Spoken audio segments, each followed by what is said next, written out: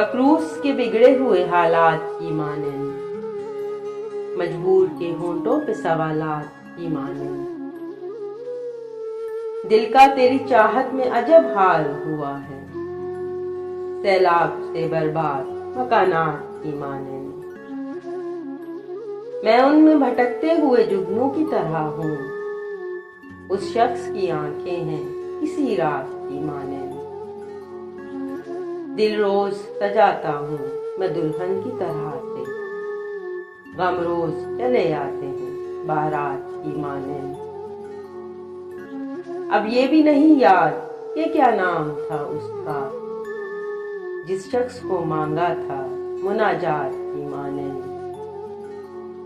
کس درجہ مقدس ہے تیرے قرب کی خواہش، معصوم سے بچے کے خیالات کی مانند۔ محسنوں سے ملنا میرا ممکن ہی نہیں ہے، میں پیاس کا صحرا ہوں وہ برسات کی مانند۔